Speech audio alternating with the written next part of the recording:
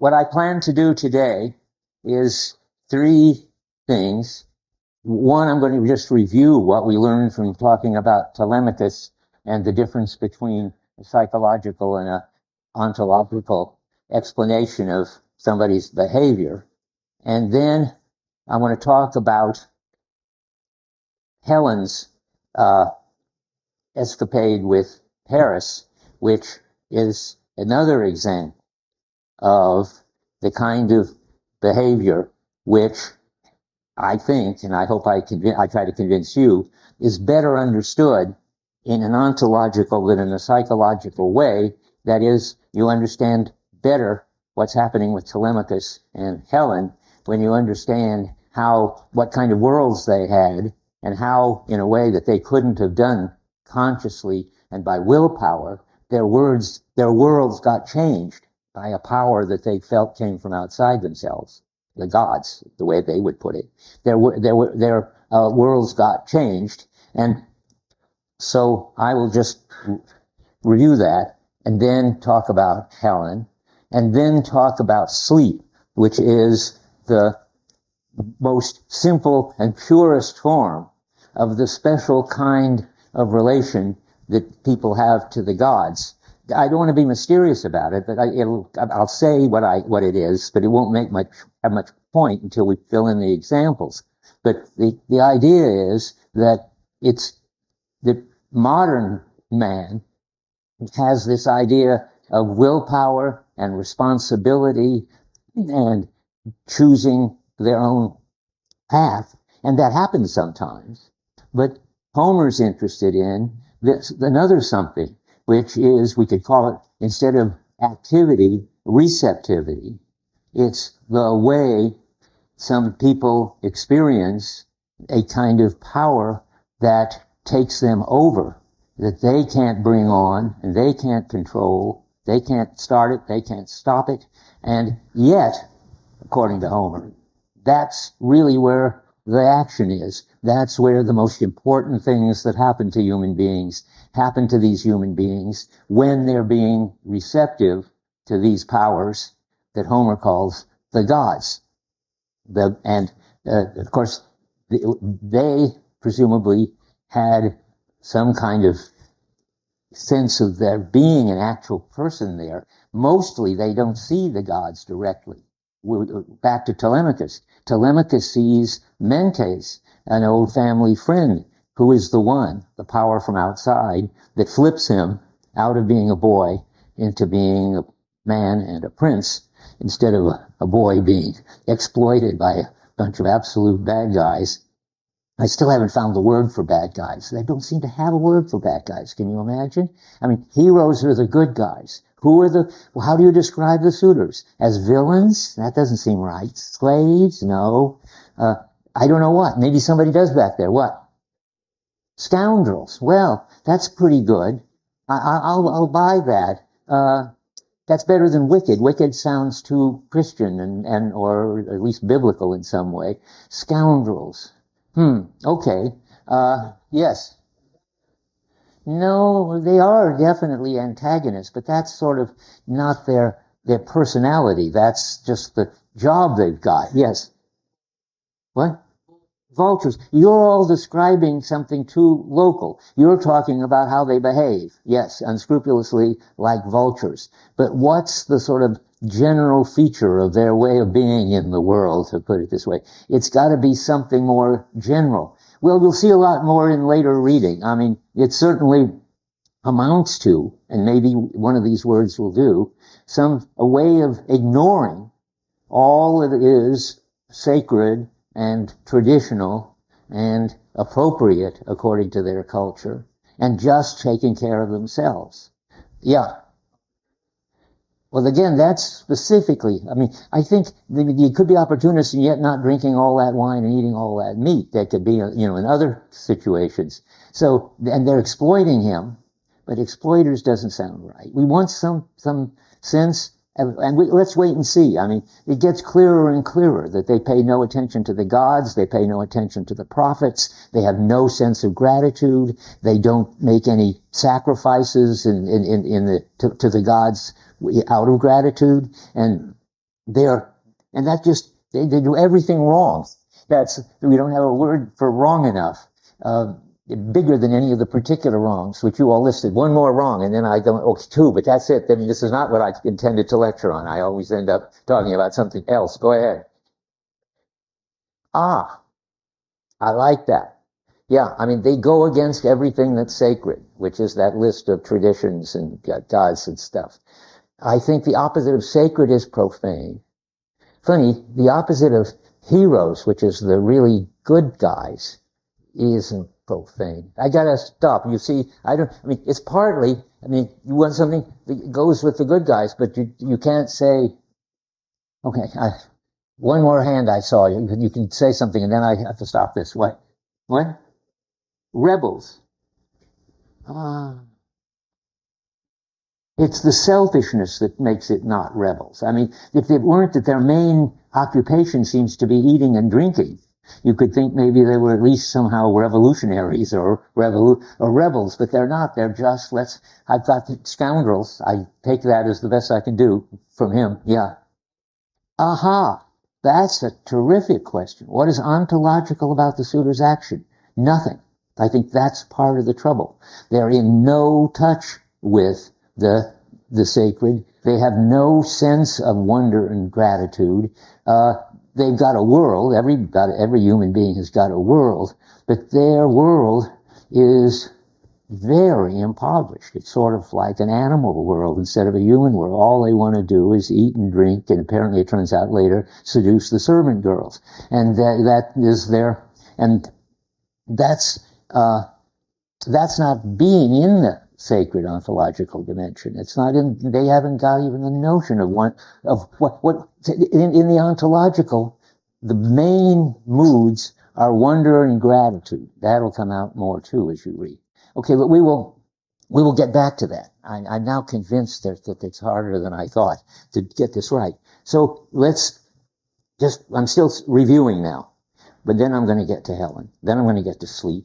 Then if we get there, if I stop asking weird questions and we get to where I am trying to go, we will then talk about the pantheon of gods, which I'm definitely going to talk about next Tuesday. And the assignment that I wrote it on the board, yeah, but for next week, you've got to finish reading the Odyssey if you're going to keep up with what we're going to talk about. I want to say there's too much to read already. I understand and I'm sorry, but at least it's easy reading and fun.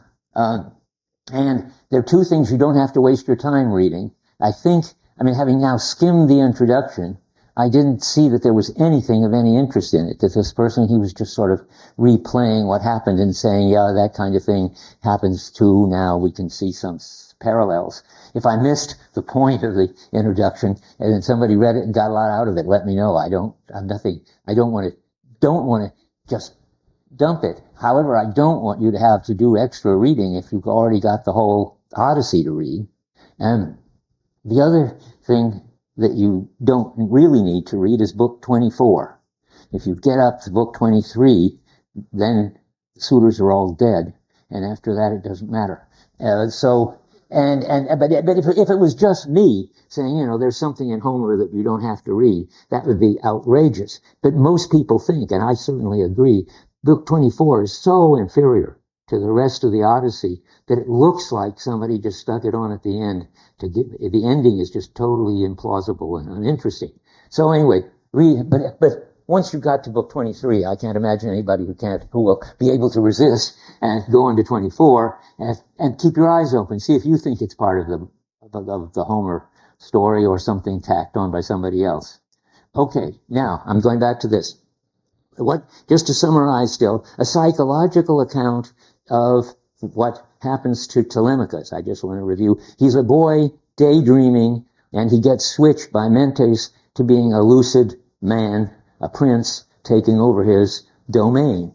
And a psychological account would say that he's changed his mind. He saw what was going on, and the kind of things he believed and desired, inner mental things, changed. But that doesn't seem to work very well.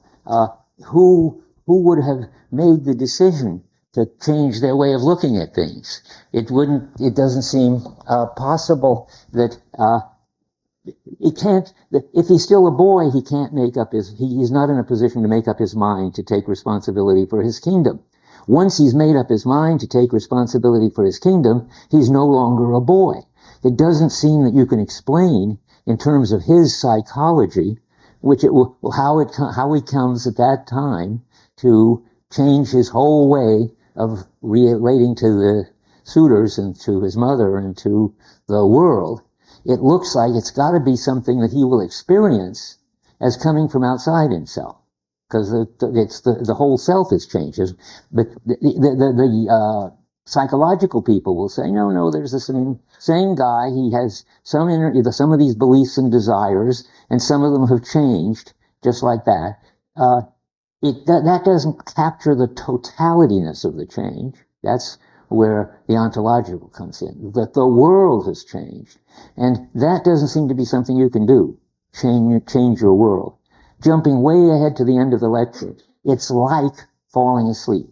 It's not something you can do, sort of waking up from a daydream and becoming lucid and seeing things as the situation as it really is. The more you would try to wake up, the less you can go to sleep, the less you can do it. And once you're asleep, there's no you there to wake up. All of this seems to remember, now they're not making claims. I'm not saying that this shows that there are gods running around. I'm saying that this shows the claim that these people are experiencing something as a power that comes from outside themselves and isn't something they could do with what they are conscious of having in their mind as what they can deal with. Okay, I saw a hand up there that maybe I answered it. Did I? I guess so. Great. Okay, so they experience what happens coming from outside. An ontological account says, just like you can't wake yourself up from a dream, you need an outside power, and you can't put yourself to sleep, you need an outside power. So it's all going to happen. It's all going to happen as experienced by an outside power. This is on page 10, the end of toward the bottom. This is what he learns to understand. I read this to you just because it's preparing you for the next book you're going to read. But it's one of the things that Mentes tells him. You need not bear this insolence of theirs. You are a child no longer. Have you heard what glory young Orestes won when he cut down the two-faced man Aegisthus for killing his illustrious father? Dear friends, you are tall and well set up. I see you're brave, you too, and many times to come will speak of you respectfully. So that's what he learns. By the way, I'm answering now somebody who came up after class and said, what's my evidence that he is about like you, roughly 19 years old? Well, the evidence is that it says in here that that the Trojan War went on for 9 years. I don't know, I can't flip to the page. And we know that it took Odysseus, somebody says, 10 years to get home. And he left at the time that he had just had this child. So he's got to be around 19. If anybody finds any clearer evidence for or against it, let me know. Nothing crucial hinges on it, but I don't want to mislead you. You have a hand up?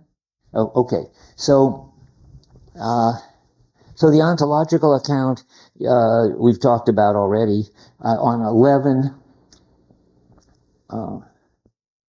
that you see an interesting thing. As I say, wonder and being marveled and sometimes having a sense of gratitude is what you feel when this power that comes to you and helps you out in a way that you couldn't do it by your own willpower takes over.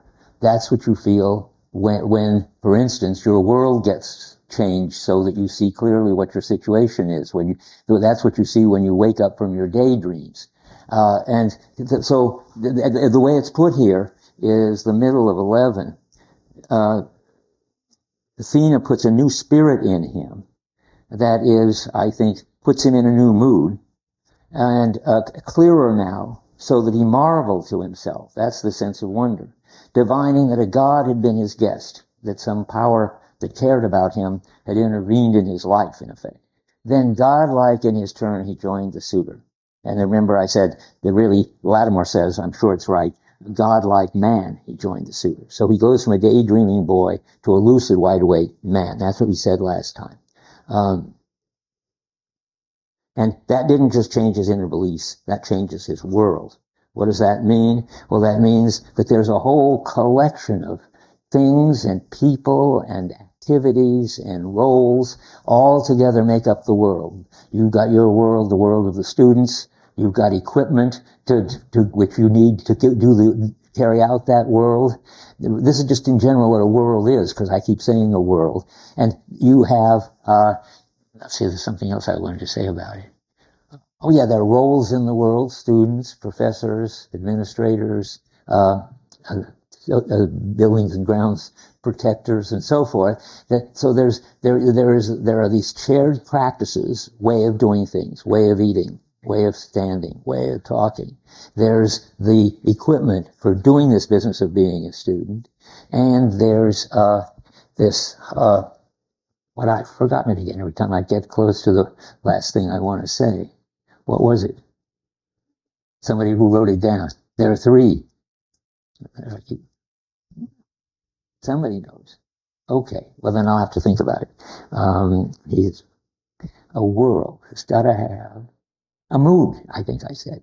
Worlds have total moods. And it's all, and about all of them, they're a totality. All the equipment is for being a student fits together with all the rest of the equipment for being a student. All the roles for being in the academic world fit together with the other roles in the academic world.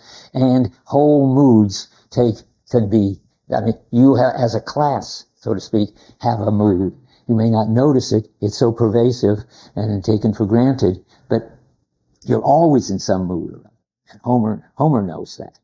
Okay, let's see now.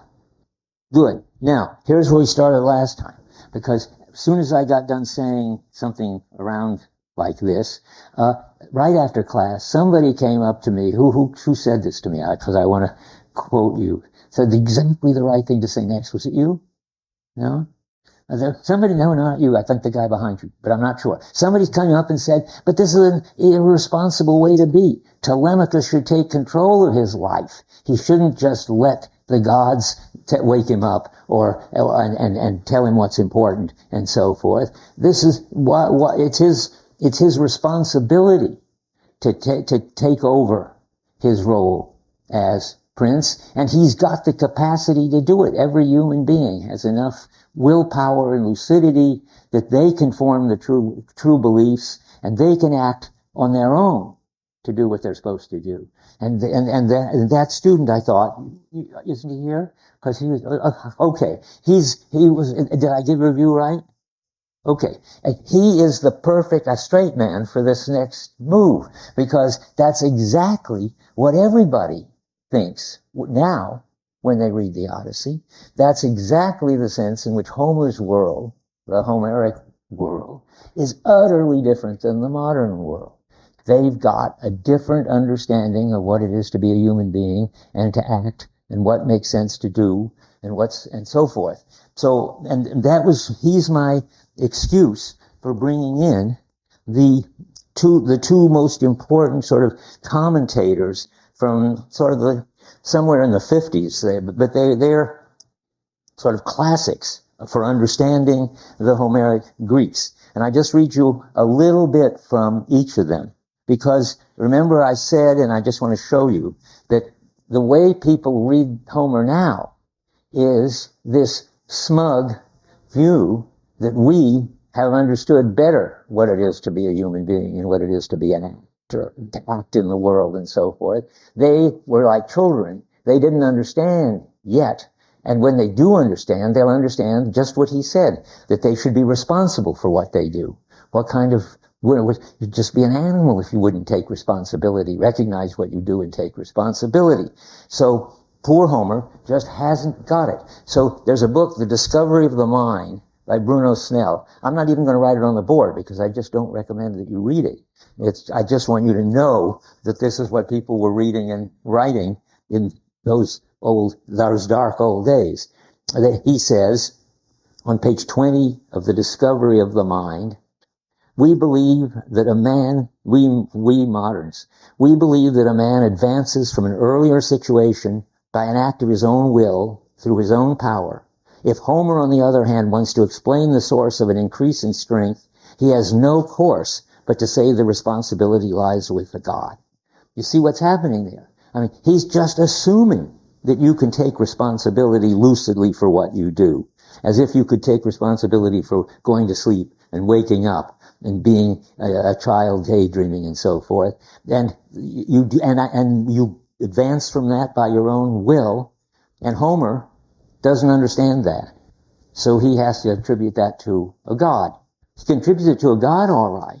But what Homer understands and Snell doesn't understand is that when you do that, you are experiencing this as a power outside of you that you don't have the ability to take responsibility for. You have to be. I keep in your back of your mind sleep.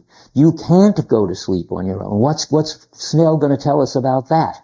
I'll read you passages later. Homer's just full of descriptions of gods putting people to sleep and waking them up. That's very important to him. It's important because it's so important to you to act and stay alive, to be awake, and it's something you can't do by your own willpower. So Homer's constantly thanking the gods and being grateful. And Snell just doesn't get it. Yeah. Wait, I can't hear you. Talk louder. How do I define power in the modern context? So will somebody tell me what he's saying louder? Repeat it. Well, but it's something power outside of a power outside of you. Okay. I think that's a perfectly good question. The power is outside. When you experience a power as outside of you, remember, it's not some fact I'm trying to talk about. I'm trying to talk about the phenomenology, to use fancy terms, the phenomenon, what it's experienced like. What it's experienced like, a power outside of you, means that you are led to do something which you couldn't do on your own. Now, what's deep about his question is that's ambiguous. You could think that the gods, and the answer is supposed to be from Homer, well, it's the gods who are the power outside of you. But that raises an important question, which I think he has on his mind. If people write as if what Homer thinks the gods do is push you around, sort of make you do things. But that's not Homer's idea, that the gods are experienced as pushing you around and making you do things. I must say that in the Iliad, there seems to be a lot of pushing around and making people do things going on. I don't understand the Iliad. I'd have to say I don't think it's by the same person. The gods do all sorts of things that they wouldn't do in the Odyssey. But in the Odyssey, you've got to put yourself in a receptive mood. Again, sleep is so perfect. The gods, when they put you to sleep, don't just conk you over the head. They wait until you want to go to sleep or feel tired, let's put it, and that you put yourself in a receptive position. That much you have to do, or the gods won't put you to sleep. And then the gods will come along and put you to sleep. Now, and that's the power outside of you, that you couldn't do it by your own willpower. Go ahead, you're on the right track.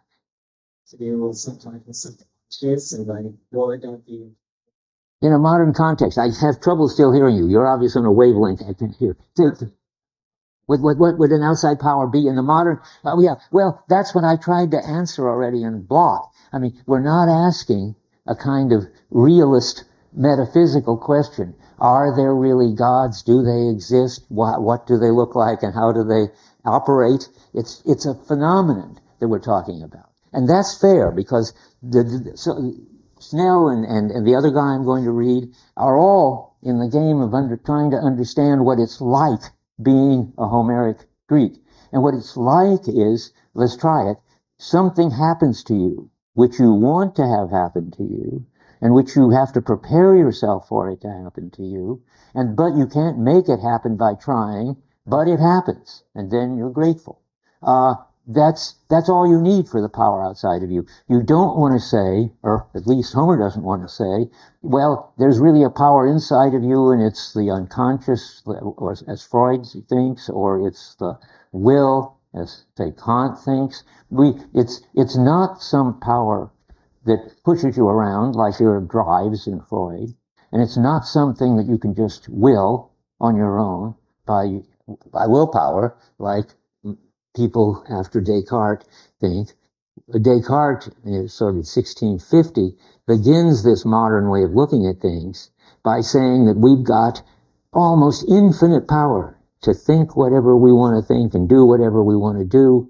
That we're most like God in our free will. Well, Homer doesn't believe that.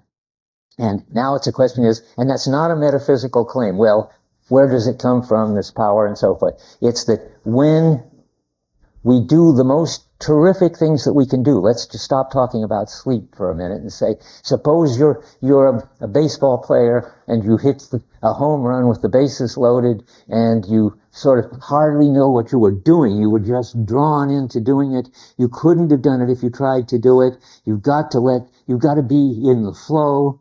You've got to be, and music is the same. When you're in the flow, then you're in a Homer territory. Then you don't experience as something you consciously, reflectively, willfully do. If you start thinking about what you're doing and deciding how to do it and to do it, you can't do it anymore.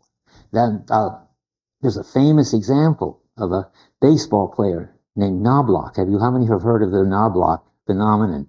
It's fascinating. He was the best of the center fielders, he was second baseman, I think. And he won sort of awards and stuff. And one day he started thinking about how he throws the ball from second to first base in a hurry. And he couldn't do it anymore. The more he thought about it, the less he could do it. He threw the ball into the stands. He threw it into the face of the announcer's wife. He did all kinds of bad things happened. And the more out of control he got, they shifted him to the left field, and it didn't help any either. And of course, the more anxious he got, and the more he tried to control his throw and understand, quote, as he called it, the mechanics of it, the less he could do it. I mean, we've all got lots of experiences like that. Could be dancing, could be athletics, could be the teaching, could be any sort of thing. The idea in Homer already, and which we've lost more or less, is that the best, most important things that we can do when we're really masters, when we are playing out of our heads, that's when we're at our best. And that's when we experience ourselves as not under our own power anymore, but we experience ourselves as being drawn into, or better yet, that this action is being drawn out of us. You can't experience this highest level of performing as anything but that. That's the phenomenology of it. And so Homer thinks, just the opposite of Snell, that the most important things that people do, they can't take responsibility for. I mean, Knobloch tries to take responsibility for how well he throws the ball and how fast. It's even funnier with Knobloch. One more thing. He could still do it. Throw the ball from second to first base. If it was a line drive to second base and he had instantly to catch it and throw it, he could do it. But the worst thing that could happen is a nice bouncy ball that comes up to second base. Then he starts to reflect, and as soon as he starts to think, he can't do it anymore. That happens in all sports. It's got different names in different sports. It's the yips in golf, I read lately. Anyway, this is all sounds important, and it is important. So it says that Snell believes, and he thinks that's us, we believe that a man advances from an earlier situation by an act of his own will, through his own willpower. Well, we can do that, but not when we're acting at our best, not when we're doing really terrific, amazing, the kind of thing that would make anybody jump up and cheer. Then we have, there's a story about that too.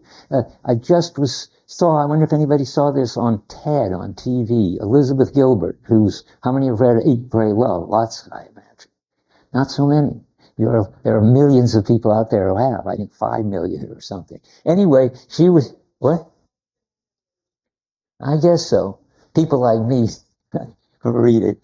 Anyway, but what's interesting is what Gilbert was saying, not what she was doing. But she was saying that people can, when they're really, really into something, when they're totally in the flow, seem to be doing something beyond their human possibilities, beyond what they could normally do, and they're lit up. She puts it from inside. They're like a god, and she says. I don't know whether she's been reading her Homer or not, but what she adds that Homer couldn't add is that once upon a time people knew that this was that they were under the power of the gods, and they would say, guess what?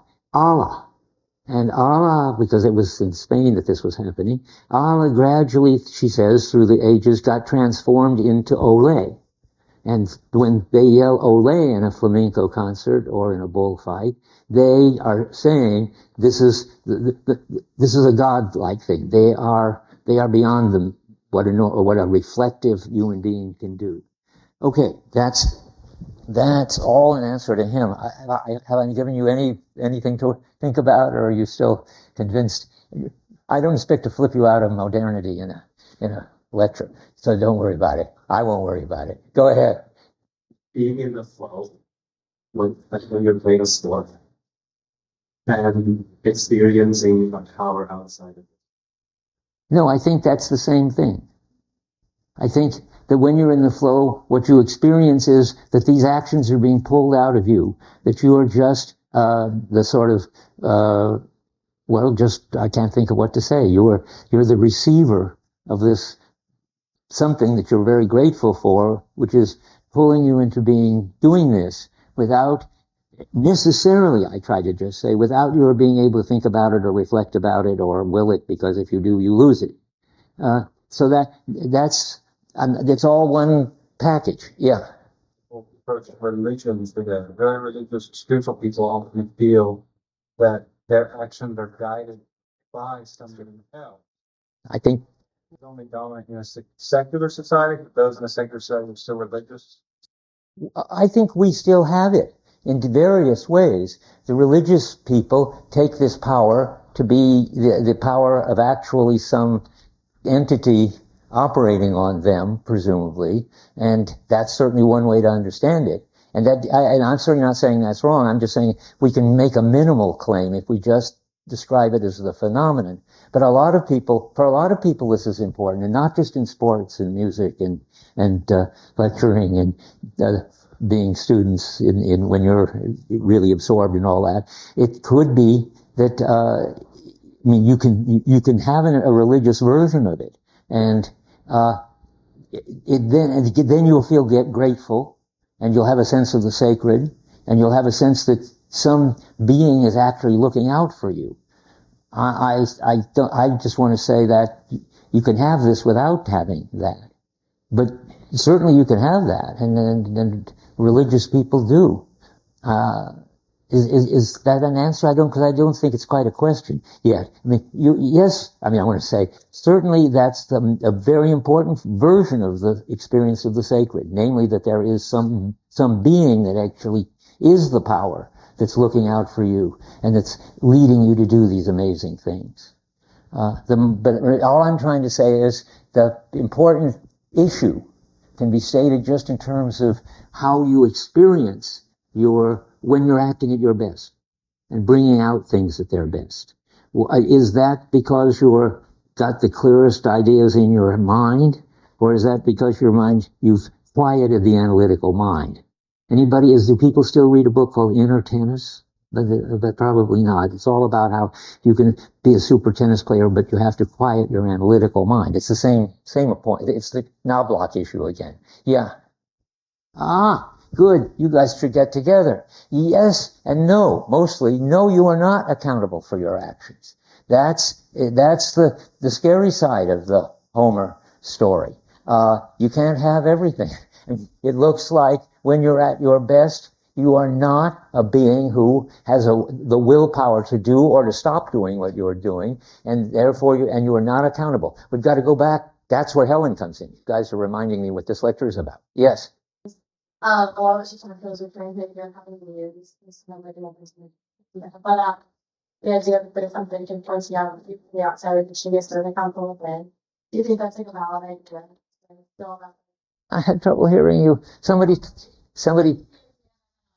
We have there's like a muse that influences us today, that the genius doesn't come from within. It comes Ah, because the genius story, yes, I see. Ah, what a if it's some kind, there is a story where you have your genius or your source of this from within. Uh, I don't know what to say about that. It's not within in the sense that it's in your control.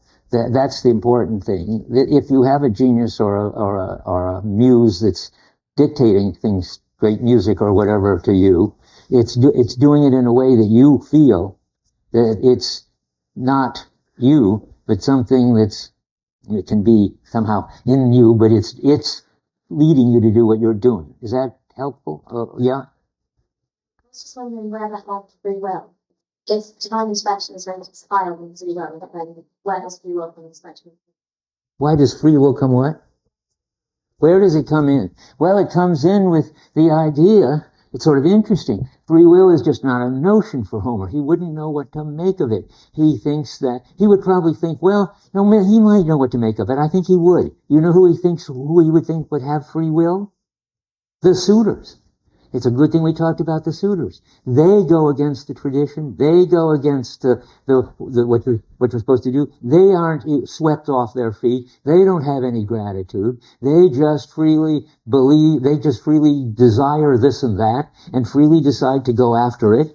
And I suppose in a certain way are probably taking responsibility for it. I don't think they feel that it's been unfair when Odysseus goes and kills them all. I think that's a responsibility you take if you eat all the food and drink all the drinks and seduce all the servants.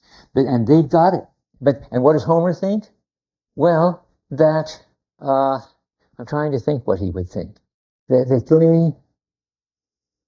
I'm inclined to think that he thinks they're autonomous. Remember, I wrote that on the board. He thinks that they're deciding what to do and doing it. And it isn't something that they are pushed into doing. That's sure. But it's something that they willfully do. Okay. We're stuck in this, but this is very interesting. So I don't want to deprive us of the chance to talk about it. Go ahead. Free will, see that? The gods. Do the gods have free will? That's interesting. They seem to, yeah. I mean, at first thought, I'd say yes, but let's think about it a little. You want us to think about it a little? Seriously, you want the same subject? Somewhat different. Well, let me think about this one then. That's a new one. The gods help. Anybody who has a bright idea. You have a bright idea? Okay. Something those also have complete free will, while the high ones. I'm worried. It makes me very uneasy because it seems to make free will a really good, big deal, godlike quality. Isn't it too bad we don't have it? And I can't believe that Homer thinks that the gods have something good that we don't have because they have this ability to reflect and choose. That's why I'm puzzled. How do they think about the gods? Whether the gods have free will? It's great that even Zeus can't get what he wants without the other gods in some sense cooperating. But he's certainly more powerful. Yeah. None of the gods have free will in the sense that they can will something and be sure people do. No, that's right. But then, do they have an experience? When gods are behaving, do gods ever behave in this masterful way that they get into flow? That they get it? It's the interesting. I skipped a move there. I mean, I want to say I don't see the gods as getting into flow. But does that mean then that they have free will and that when they do anything, they do it consciously and feel responsible for it? Nobody seems to take any responsibility for anything among the gods. It's odd. I mean, Zeus is the main case going around responsible for all these demigods like Helen. I mean, Zeus is the father of Helen.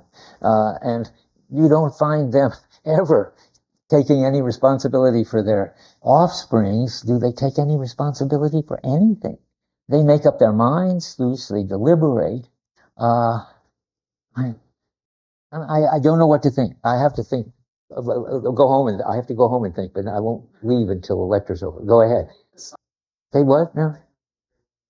What? Say that again. That's true. That's true. He does, and he decides to do it, and he does it. But notice, I mean, things are getting confused. I mean, everybody takes some responsibility for what they do. I mean, the suitors always do too, and the people who aren't in flow, when Knobloch is going home for dinner and deciding whether he wants knockwurst or something or sauerkraut or both or something, he's got free will too. It's the importance of free will, and whether when you haven't got free will, you've got something better or worse than free will. And the answer is you can sometimes have something better when you're making a decision, and you can sometimes have something worse when you're trying to do something and you're thinking too much about it. Let me think about an episode which I don't think you've read yet. When Odysseus is going to be washed up on the shore, and he holds onto the rock, and Athena tells him he has to think about what to do, and the rock in effect reaches out and grabs his hands to hold on to it. He feels that he's drawn to do it. What is that? That's a kind of intuition. Somebody said that's a kind of skill. This gets more and more complicated. I don't know what to think. It's certainly, just a second, it's certainly the case that when you are drawn to do something, you need to have the skill to do it. And when you have the skill to do it, then when the situation comes around where that's an appropriate thing to do, you're drawn to do it. That's all correct. It's a question of it's always a question of how much of it you sense that you're drawn to do it, as opposed to you decide to do it. And I don't know what to say about that. I think one more question, and then I'll have to go home and just brood about it. Yeah. Actions yourself in some way responsive to human action, like Poseidon Rex Odysseus' void because he didn't prevent the correct operations, what have you. And God's only influence, at least in the Odyssey, humans when humans have entered into that receptive mood. So it's not as if they go around doing whatever. It's sort of I think that's right, but I think Poseidon is a bad case, just a bad case for me or for us, because it's not he's a very strange god. Poseidon is the god of nature, and it's as if he goes around really behaving badly, like to the suitors, and indeed he doesn't. I don't know what to say about Poseidon. Well, I'm going to talk about the gods next time. I put that on my list. Can somebody, Tyler, would you note that with the problems I'm getting into? What about Poseidon? What about gods in general? When do they have free will? Every year something interesting and new comes up. He's got a question, and then you've got some comment. The Cyclops, yes. But that all sounds, you see, for me, that's not interesting. That all sounds like it could be just the right way to describe things now. I mean, the psychological level of description, namely, if somebody hurts you, then you're inclined to want to hurt them, and if you can, you will, and all that. Apparently, psychological explanations are around all the time, and they've been around before Homer, and they'll be around afterward because they're just true. I mean, there are all kinds of sort of beliefs and desires that lead to ways of action, and people think and do them. The question is always about the special ones. How do we understand those cases in which people are not in control and are not responsible? And that's what I'm trying to get at. And are the gods like that? No, that's not the right way to think about the gods. They are these powers. But I don't know how to think about that. Okay, the comment, yeah? It said something about Zeus stone ball or something like that. I don't know what the previous was, but did that have something to do with this phenomenology of the gods. They have big knowledge when they. You're, yeah, I just don't know. I think Zeus knowing it all is a kind of anthropomorphizing. That is, what Zeus is in charge of. We'll talk about that next time. Has anyone noticed? It's very strange Zeus is the top god, obviously. What's he in charge of? Strangers and beggars who go from world to world. Zeus is a cross-world god, oddly enough. And his two favorite children are Athena and Hermes. And they are both cross-world characters, too. I'm not answering you, really. I'm just saying Zeus is a very peculiar one. And when he's really down in there talking about Zeus the way a Homeric Greek would, think about it. He's not saying Zeus knows everything. He's saying Zeus is out there protecting strangers. Don't know what to do with that either. Last comment, because I'm getting deeper and deeper into not knowing what to say. Suitors are the clearest example of autonomous free will human beings. That's what I'm saying this year. I never said it before, and I may regret it, but I'm right now saying suitors are the perfect example of autonomous free human beings who decide on their own what to do and then go out and do it. Then we not assume that Homer is making the claim that humans are inherently bad. No, I think good people also make up their minds to do things and then autonomously do them. The suitors have a double thing. I mean, what they decide to do is to go against the whole way the culture is set up, and that it's not just. Let me see. It's not just. I think I may have made a mistake and said that the suitors are the only ones who have free will. I think the suitors are an example of misused free will or something like that. Everybody's got free will. It's just that for the most important things, they don't have free will. I want to keep saying that's what Homer thinks, and don't want to run out of time before we get there. And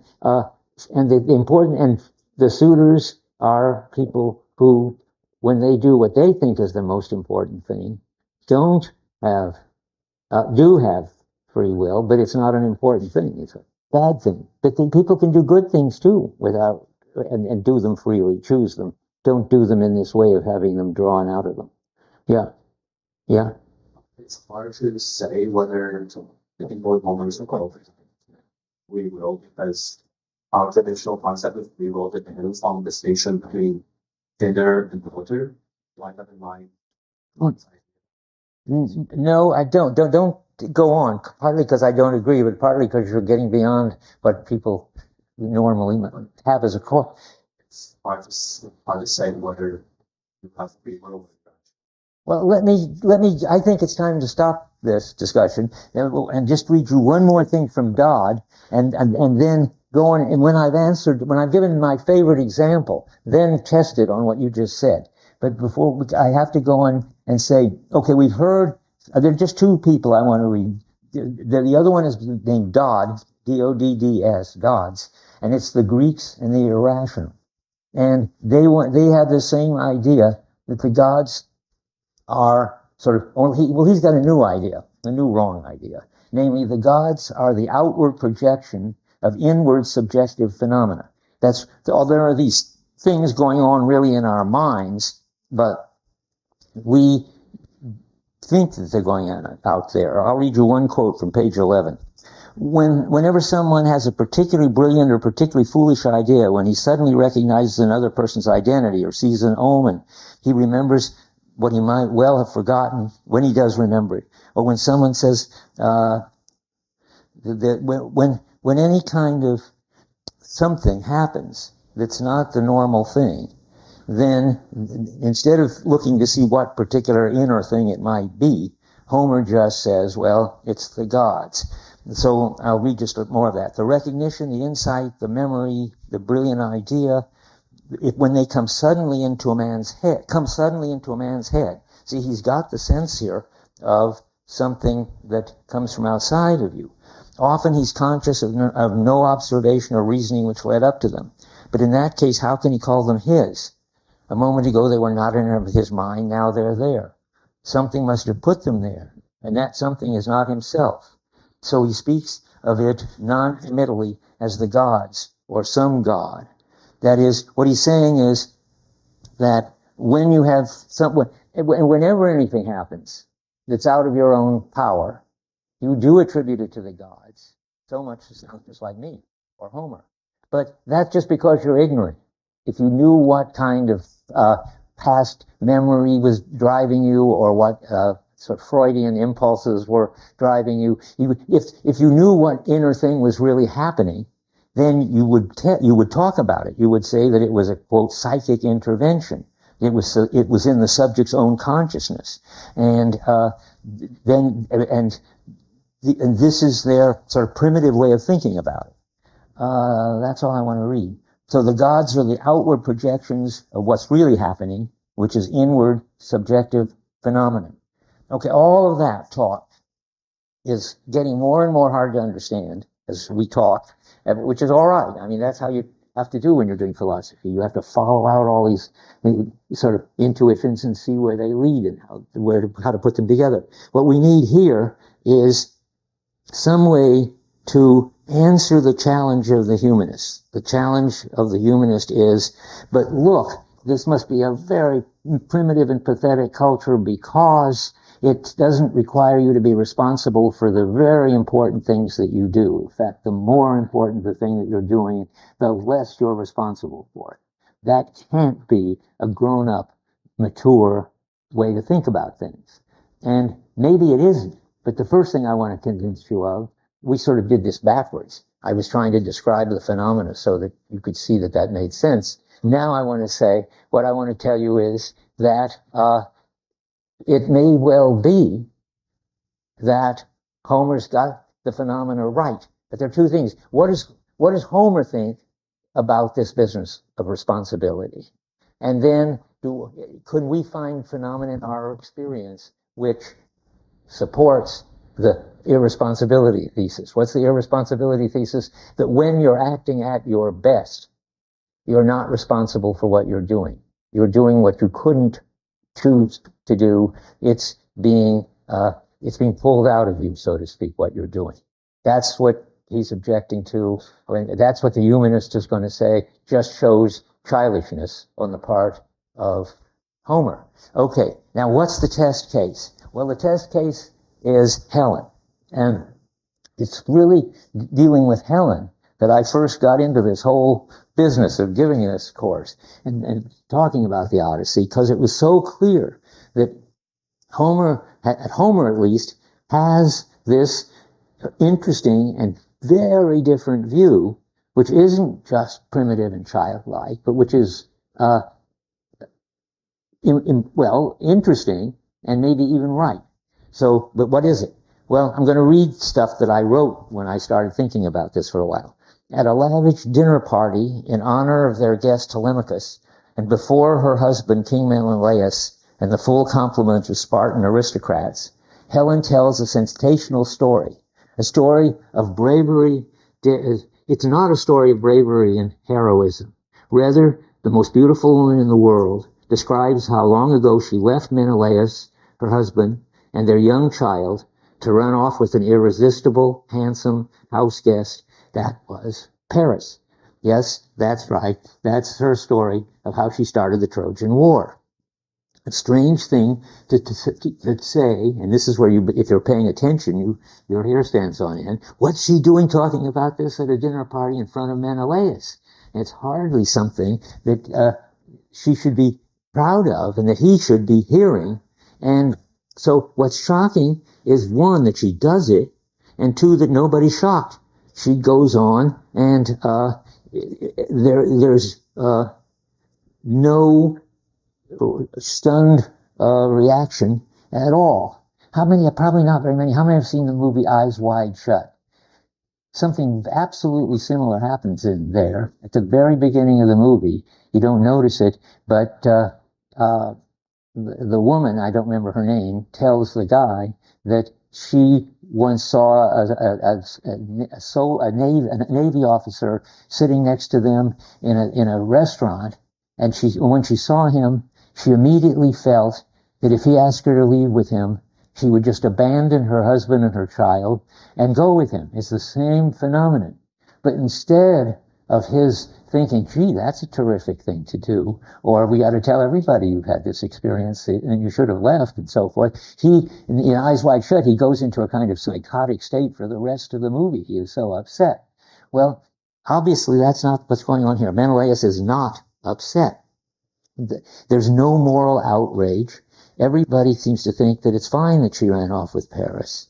And there is Homer's unqualified admiration of her.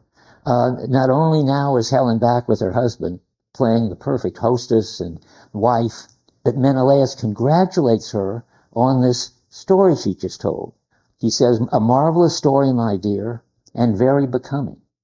Well, that's, in other words, she just told a story that made her look good, that she abandoned her husband, went off with another man, left her child behind, and so forth. That's so, and you might think they're all just getting high on something. She is putting drugs in their drink, but it isn't, it isn't that, and it isn't ironic. He's not saying, "A marvelous story, my dear. It certainly makes you look good, but you're just trying to hide what a monster you are." It's clear that Helen has done something exactly right, that he's proud of, that she's proud of, and the proof is that when you, at the end of that episode, when the very,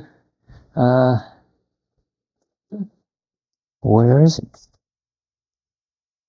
I want the part where he's telling what happens when finally Menelaus and Helen go to bed that night. Why isn't that where I thought it was? Now I don't know where it is. 4303. Okay, I'll find it. It's book 4, lines 303, it says. I thought it was right there. Of course it's back there. But they were back there in 61, where he says, "An excellent tale, my dear, and most becoming." And now, then we should, and here we are on 62. We're just trying to decide, remember first, does Homer think that Helen should have taken responsibility? And she should have been punished. She caused this whole war, everybody being upset. No, that's not what Homer thinks at all. At the top of 62, when he's describing the evening, "Then deep in the great mansion in his chamber, Menelaus went to rest, and Helen, queenly in her long gown," and another translation says, "peerless among women," and another one says, "shining." I like them better. I can't believe it. The long gown is what it's about. But in any case, let's say that Helen, peerless among women, lay beside him. Helen is obviously doing something exactly right. So we got to figure out what that can be. Well, I sort of backed into the story. You now know. What is it that Helen has done that's exactly right? That the people at the, go ahead, the people at the party admired and so forth. What's that? You want to ask a question? Okay, well, let me just, what? So is that what she was doing? She acted on divine inspiration. What she did, yes, you could put it that way. What she did was she was totally open and receptive, and Aphrodite, who is the god of erotic attraction, was shining on the scene when she was there with Paris. And when a god shines on you, I think I said this already, they are the attuning ones. They get you sensitive to some particular aspect of the situation. When Aphrodite shines on you, then only the erotic possibilities in the situation are important, and they're so important that they cancel all the others. So Helen is not feeling domestic attractions of having a family with Menelaus. That's Hera's business. And Helen is the one god shining on the scene. The one god shining on the scene for her is Aphrodite, and she goes off with Paris. And what is this shows good about her is that she's open to attuned to the gods and the situations that the gods' attunement brings out. That was all you needed was to just be open and sensitive. Who you could see that Paris is probably the most attractive guy in the world. Why shouldn't the most attractive woman in the world run off with him? That trumps everything. And that's what happened. And why are they proud? Why is she making herself look good when she tells the story? Because there can't be anything higher than sensitivity to the things, now you could say to the gods, or you can say to the kind of openness that brings out the best in the situation. And she's got that. She brought out the best in the situation, and everybody's proud of it. Now I saw a hand over here. Yeah. It's discouraging free will. Because the students that do have free will are multiplied heavily, whereas Helen gives lessons of views that can feel odds, giving up with free will is praise. Yes. What now? I heard everything you said except the whereas part. I mean, yes, she's praised. And what's wrong with that? All right. That's right. Yes. Okay, but good. I mean, that's what I've been trying to say. Now is the time to return to the phenomenon. What's encouraged is that if you give up your free will, which you don't really normally have to, have already. I mean, free will is only in special situations where you're having to make decisions and so forth. But you have something like that. If you give up this kind of reflective, lucid way of acting, what happens is you're open to responding to the particular situation in such a way as to bring it out at its best, so that people would yell "Ole" if you want to think of it that way. When Helen runs off with Paris, they just done a terrific thing. And everybody seems to think so. Well, but not quite everybody. I have to go on with that. You going to say something? We don't know how he felt at the time, do we? Ever? I mean, what's that? I see. Good point. Well, I don't think that, yes, I don't think, what? I was going to say, good. Thanks. Help me out. There are too many good questions here. Yes, I mean, Paris has just violated the rules of hospitality. He has violated Zeus's basic rule of protecting strangers and so forth. Paris has done something just awful. And everybody agrees that they have to now go and fight him. And so, yeah. It's encouraged by one god until it gets to another god. And be praised on one side. Wow. Oh, this is such an interesting class. Well, the answer again is, in our world now, it can't. Because we expect that the gods, or God, or this power I'm talking about, is unified. That there's sort of one of them, and that one power expects the same sort of thing in the same sort of situations. This is polytheism. The interesting thing about polytheism is that the different gods have totally different ideas of what brings out the best in people. To be a god, or this kind of power, is to be either that you think that sort of domestic stuff that brings out the best in people, and that would be Hera's job, or you think that aggression and fighting is what brings out the best in people, and that is Ares' job. But that contradicts with that going off and in erotic embrace into the sunset that Aphrodite supports. That contradicts with Hera. And the interesting thing is Homer has two interesting reactions, not like us at all. One, he doesn't feel that he has to unify them and show that there is one standard for action, and because there isn't. There's about 5. I have to count the gods to be sure how many. And the second thing is that you don't have to rank them. Homer never feels that he needs to tell you, well, which is better finally, staying home and raising your kid with the most beautiful woman in the world, or running off with the most beautiful man in the world. He hasn't got a view about that. They each bring things out at their best in some situation or other. and they also make it impossible to do something else. But that's what, you can't have it all. If you want a really, in the background I'm saying, if you want a really vibrant, exciting, meaningful way of life, polytheism is the way to go. Because it gives you all these conflicting but equally important ways that you can open yourself to something that brings out something in you in the situation, which makes it as good as it can be. Wait, before you say anything, just because you said things a lot and they would, okay, go ahead. You don't understand, repeat somebody. Uh-huh. Whoa, wait a minute, think about that. Because Paris, I think the answer is we don't know. I mean, Paris could have done it like a suitor. Here's something that I like, and I'm just going to take it. I think that's probably what's happening, because she soon gets sick of Paris and bored with Paris. It isn't as if it's a very fulfilling relationship. So I think, I mean, there's no reason to think that Paris did it because, oddly enough, I mean, get more and more your point. If she's the most beautiful woman in the world, it looks like all he has to do is just let her draw him into running off with her.